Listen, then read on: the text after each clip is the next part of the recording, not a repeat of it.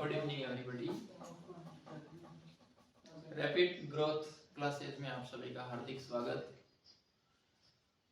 आज हम शुरू करने जा रहे हैं लाभ हानि, प्रॉफिट लॉस। हम गणित के एक टाइटल के बारे में बात करेंगे जिसका नाम है लाभ हानि। मूलतः हम जानते हैं कि लाभ हानि होती क्या है, या हम इसके बेसिक कॉन्सेप्ट के बारे में जानें। फर्स्ट ऑफ ऑल हमें प्रॉफिट और लॉस के बेसिक कॉन्सेप्ट को पढ़ना होगा। उसके बाद में हम तमाम प्रकार की जानकारी इनके बारे में जान पाएंगे। जब हम लाभ हानि की बात करें तो सीधा सा मतलब उनका क्रय मूल्य, विक्रय मूल्य, इन चीजों से रहता है। मैं फर्स्ट ऑफ ऑल इसके कॉन्सेप्ट को क्लियर करने के लिए एक उदाहरण के माध्यम से आज की बात को शुरू करते हैं। अपने आप में ये बहुत ही सरल टॉपिक, ये मानते हुए कि हम शून्य से शुरुआत करें इसकी।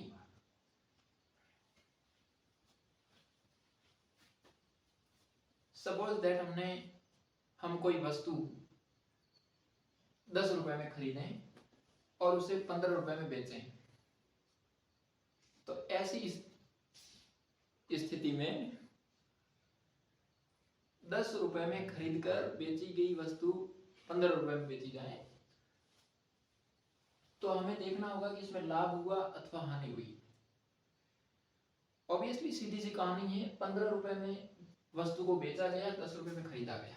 हम गणित की टर्मिनोलॉजी को याद रखेंगे। वस्तु को खरीदा गया मीन्स क्रय मूल्य,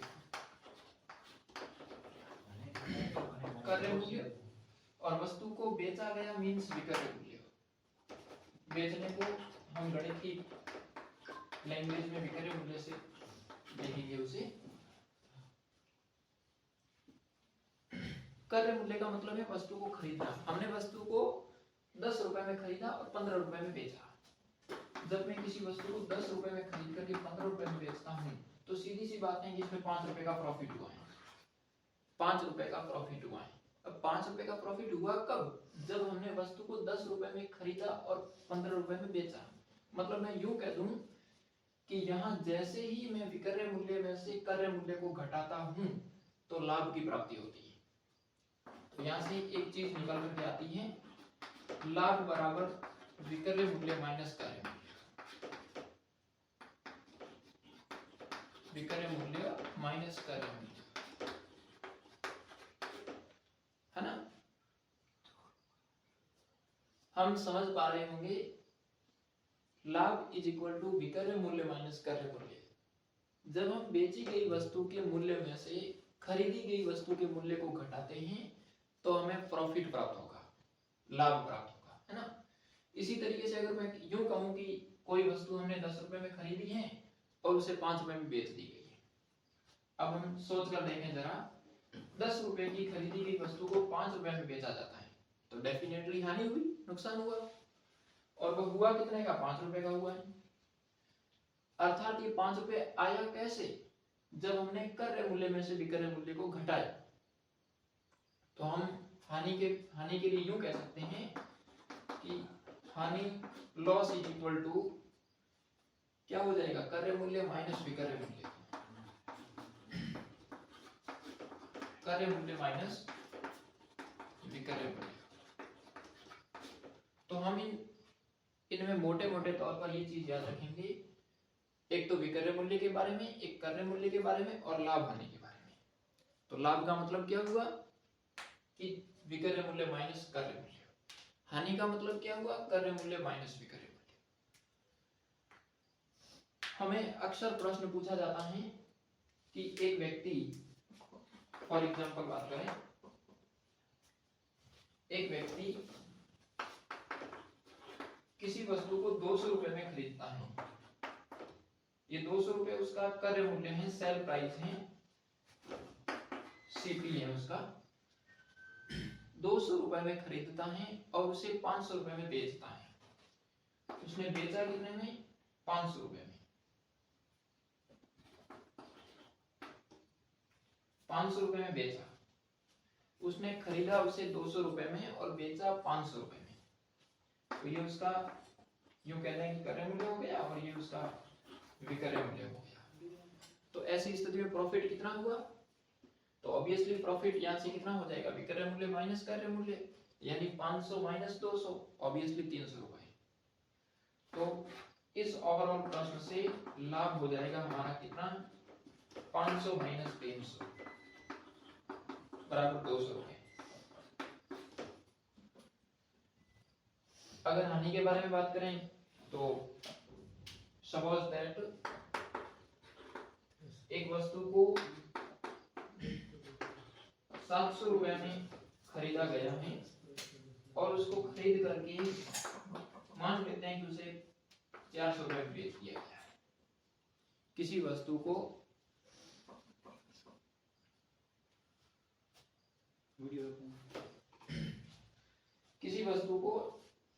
यहाँ पर हमारा कैलकुलेशन में 500 माइनस 200 300 हो जाएगा। किसी वस्तु को 700 रुपए में खरीदा गया है और उसे खरीद करके 400 रुपए में बेच दिया गया है, तो यहाँ से हानि कितनी हुई, ऑब्वियसली हानि हो जाएगी क्रय मूल्य माइनस विक्रय मूल्य। हानि बराबर क्रय मूल्य माइनस विक्रय मूल्य, यानी 700 माइनस 400, और 700 माइनस 400 हो जाएगा 300 रुपए। तो दोनों ही स्थिति में यहाँ का वैल्यू अलग था, यहाँ का वैल्यू अलग था।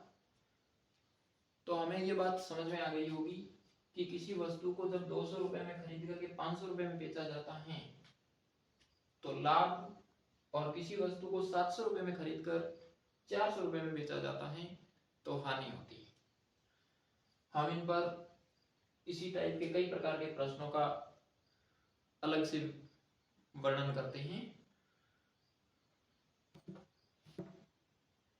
अभी अभी हमने पढ़ा क्रय मूल्य के बारे में, विक्रय मूल्य, लाभ और हानि के बारे में।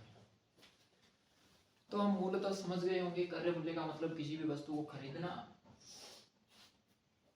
यानी हमें खरीदने के लिए जितना रुपए व्यय किया है वो हमारे लिए क्रय मूल्य है। किसी वस्तु को बेचने के लिए हमने जो रुपए खर्च किए वो हमारा विक्रय मूल्य है।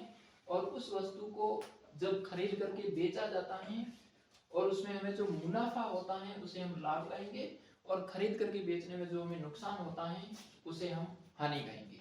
तो मैं समझता हूँ हमें इन चार शब्दों से हम परिचित हो गए हैं। अब अक्सर प्रश्न इनके बारे में पूछा जाता है, जो लाभ प्रतिशत और हानि प्रतिशत के बारे में। हमने अभी अभी समझा कि कोई वस्तु 300 रुपए में खरीद करके 400 में बेची जाए तो ऑब्वियसली वहां पर 100 रुपए का नुकसान फायदा होता है। वहीं अगर मान लो कोई वस्तु 1000 रुपए में खरीद करके 800 रुपए में बेची जाए तो 200 रुपए का नुकसान होता है। लेकिन अब बात आएगी कि कोई वस्तु 400 रुपए में खरीद करके 500 रुपए में बेची जाए तो वहां लाभ प्रतिशत कितना होता है। तो हमें इस लाभ प्रतिशत शब्द के बारे में समझना पड़ेगा। First of all we have need to understand about profit and loss percentage.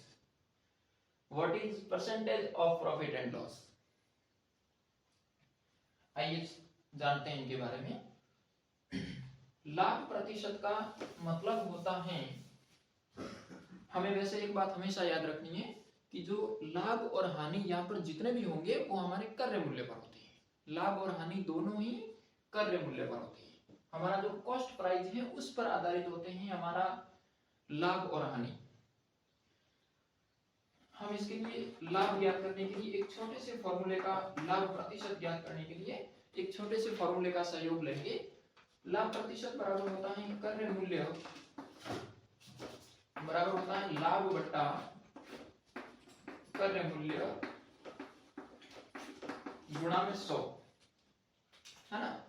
हमारा प्रश्न में जितना लाभ हुआ है उसकी वैल्यू बट्टे में जो प्रश्न में क्रय मूल्य दिया गया उसकी वैल्यू और गुणा में 100। लाभ के बट्टे में क्रय मूल्य गुणा 100, तो जिससे हमें प्राप्त होगा लाभ प्रतिशत। और वहीं हमें हानि प्रतिशत ज्ञात करनी है, तो हानि प्रतिशत बराबर होता है हानि बट्टे में क्रय मूल्य गुणा में 100, है ना। हम ये बात समझ गए होंगे। लाभ प्रतिशत का मतलब है लाभ बट्टा क्रय मूल्य गुणा में 100, हानि प्रतिशत का मतलब है हानि बट्टा क्रय मूल्य गुणा में 100, है ना। अब इनके माध्यम से हम कुछ विशेष प्रकार के प्रश्नों को देख लेते हैं, है ना। एक एक करके हम सारे प्रश्न इन पर प्रयास करते हैं, 2 4 5 जितने प्रश्न हो पाते हैं। इसके बाद हम अलग अलग टाइप के प्रश्न इन पर देखेंगे, जितने टाइप से हो सकते हैं। तो एक बार हम इनके बारे में एक प्रश्न लिखते हैं। तो हमारे सामने एक प्रश्न है, किसी वस्तु को 2450 रुपए में खरीदा गया, तो उस पर 30% लाभ प्राप्त करने के लिए उसका विक्रय मूल्य क्या होगा। किसी वस्तु को हमने खरीदा है 2450 रुपए में और उसे 30% लाभ पर बेचा गया है, तो हमारा विक्रय मूल्य कितना होगा, यानी हम उस वस्तु को कितने रुपए में बेचें। तो हम यहाँ पर अक्सर इन प्रश्नों को हल करने के लिए 100 मानकर करेंगे। हम इन प्रश्नों का क्रय मूल्य 100 मान लेते हैं। हमारे प्रश्न में भले ही 2450 रुपए लिखा है, कोई दिक्कत नहीं। हम मान लेते हैं कि हमने उस वस्तु को 100 रुपए में खरीदा। सपोज दैट वो वस्तु 100 रुपए में खरीदी गई। जब हम उस वस्तु को 100 रुपए में खरीद करके 30% उस पर लाभ प्राप्त करते हैं, हमने उस पर लाभ कितना प्राप्त किया, 30%। अब 30% लाभ प्राप्त करने का मतलब हुआ 100 का 30%। हमारा प्रॉफिट कितना है, 100 का 30%। हमने जो वस्तु खरीदी थी वो मान लेते हैं 100 रुपए में खरीदी गई। उस वस्तु को 100 रुपए में खरीद करके 30% प्रॉफिट पर उस वस्तु को बेचा जाता है। तो 100 का 30% होता है 30 रुपए, यानी हमने उस वस्तु को बेचा कितने में, 130 रुपए में। समझे, सिंपल सी कहानी है कि हम उस वस्तु को 100 रुपए में खरीद रहे हैं और उस वस्तु पर 30% प्रॉफिट लेते हैं। अब 30% उस वस्तु पर प्रॉफिट लेने का मतलब हुआ 100 का 30%, और 100 का 30% होता है कितना, 30। इसका मतलब हुआ कि हमने उस पर 30 रुपए लाभ लिया, तो ऑब्वियसली वह वस्तु बेची गई 130 रुपए में। यानी हम 100 रुपए में उस वस्तु को खरीद करके 130 में बेच रहे हैं। कितने में, 130 में बेच रहे हैं। अब हम अपने प्रश्न पर विचार करें, तो प्रश्न कितने में खरीद रहा है उस वस्तु को, 2450 रुपए में खरीद रहा है ना। प्रश्न उस वस्तु को 2450 रुपए में खरीद रहा है। तो ध्यान रहे, हम इस प्रकार के प्रश्नों को कैलकुलेट करने के लिए प्रश्न की वैल्यू को ऊपर रखेंगे और अपन ने जो मानकर रखा है उस वैल्यू को उसके बट्टे में रखेंगे। यानी मेरा यहाँ कहने का सीधा सा तात्पर्य है कि हमारे 100 रुपए प्रश्न के 2450 रुपए के बराबर है। हमारे 100 रुपए प्रश्न के 2450 रुपए के बराबर है। मतलब हुआ कि प्रश्न उस वस्तु को खरीद रहा है 2450 रुपए में, हम उस वस्तु को खरीद रहे हैं 100 रुपए में। इसका मतलब हमारी वैल्यू बट्टे में 100, और फिर पूछा है कि उसका विक्रय मूल्य कितना होगा। और हमारे कायदे में हम 100 रुपए में खरीदकर उसको 130 रुपए में बेच रहे हैं, तो हमारी दृष्टि से उस वस्तु का विक्रय मूल्य कितना होगा, 130। और हमें उस प्रश्न में 2450 के हिसाब से ज्ञात करना है, हम 130 से मल्टीप्लाई कर देंगे। अब इसको कैलकुलेट करेंगे, 0 से 0 कैंसल और 0 से ये 0 कैंसल हुआ। इसका 13 से मल्टीप्लाई कर देंगे, 13 पंजे 65, 6 हासिल, 13 चौक 52, 52 और 6 हो गए 58, 5 हासिल, 13 दूनी 26 और 5 31। इसका मतलब हुआ कि हम जब उस वस्तु को 2450 रुपए में खरीद करके 30% प्रॉफिट प्राप्त करके उस वस्तु को जब बेचेंगे, तो वह हमारी वस्तु बिकेगी 3185 रुपए में। यानी इस प्रश्न के एवज में उस वस्तु का विक्रय मूल्य कितना हो गया, 3185 रुपए। इसी तरीके से हम एक और प्रश्न ले लेते हैं, है ना। तो उस प्रश्न को इसी टाइप का हम एक और प्रश्न कैलकुलेट कर लेते हैं, फिर हम अगले टाइप पर बात करेंगे। तो हमारा नेक्स्ट क्वेश्चन है, सेम का सेम है, बस हमने संख्या में फेरबदल किया है। किसी वस्तु को 2530 रुपए में खरीदा गया और उसी पर 10% प्रॉफिट। हमारा पिछला प्रश्न था जिसमें 30% प्रॉफिट की बात हो रही थी, यहाँ पर 10% प्रॉफिट की बात हो रही है। तो हमारा एज इट इज मेथड चलेगा। हम इसको कई तरीके से हल कर सकते हैं, जिसमें हमारा एक मेथड जिसे अभी हमने फॉलो किया, हम यूं कहें कि मान लेते हैं उस वस्तु को हमने 100 रुपए में खरीदा और उस वस्तु को 100 रुपए में खरीदकर उस पर 10% का प्रॉफिट लिया। अब कायदे में बात करें, 100 का 10% प्रॉफिट, है ना। अब 100 का 10% प्रॉफिट मींस 10 रुपए उसका हम प्रॉफिट के रूप में ले रहे हैं। अब कोई भी वस्तु 100 रुपए में खरीद करके 10 रुपए प्रॉफिट ले रहे हैं तो ऑब्वियसली बेचेंगे कितने में, 110 रुपए में, है ना। अब प्रश्न में हम अपने हिसाब से बात करें तो उस वस्तु को हम 110 में बेचेंगे, लेकिन इस वैल्यू के हिसाब से ये वस्तु इतने रुपए में खरीदकर प्रश्न के अनुसार कितने में बिकेगी।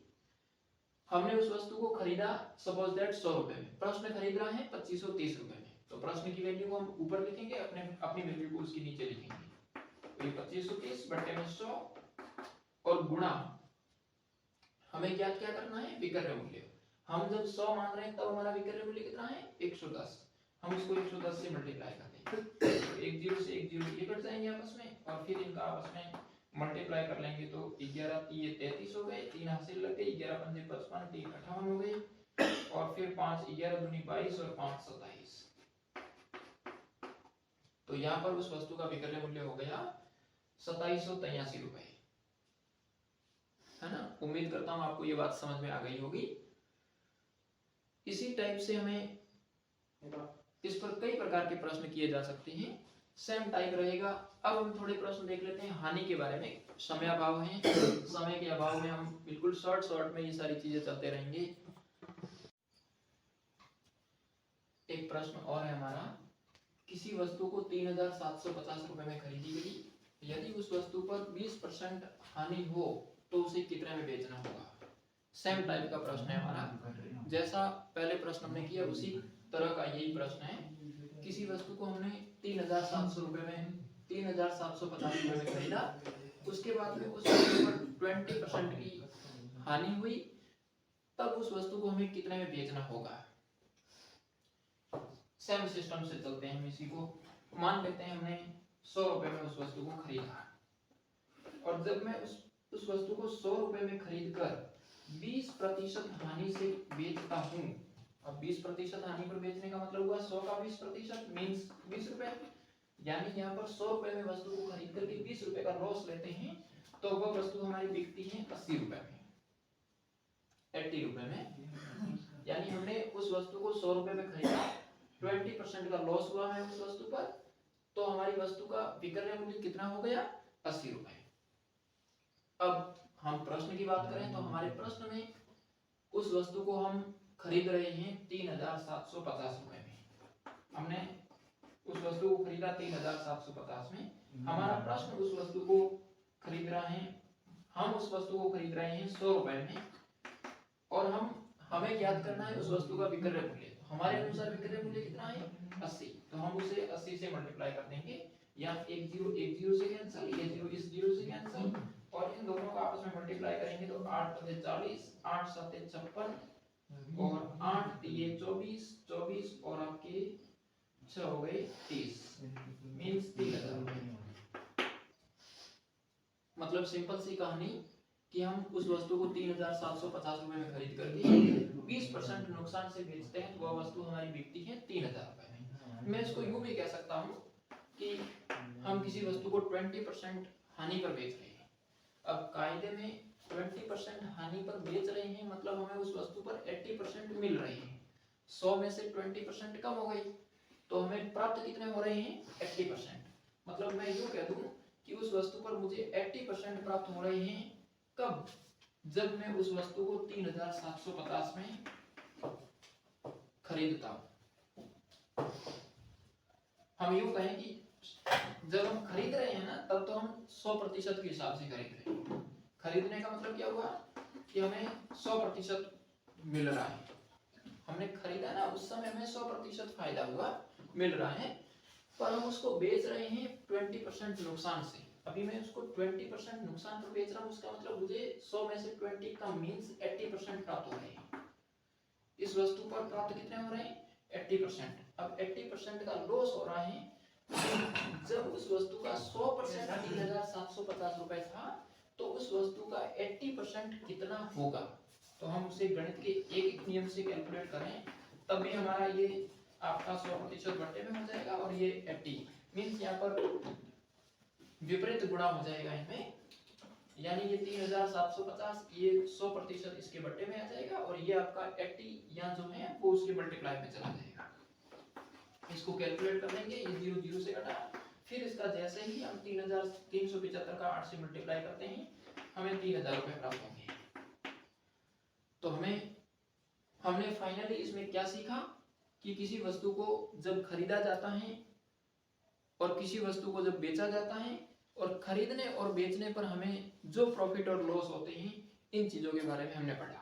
हमने इसमें मोटे मोटे तौर पर 4 शब्दावली पढ़ी कि किसी वस्तु को खरीदने का मूल्य क्रय मूल्य कहलाता है, इंग्लिश में कहते हैं कॉस्ट प्राइस।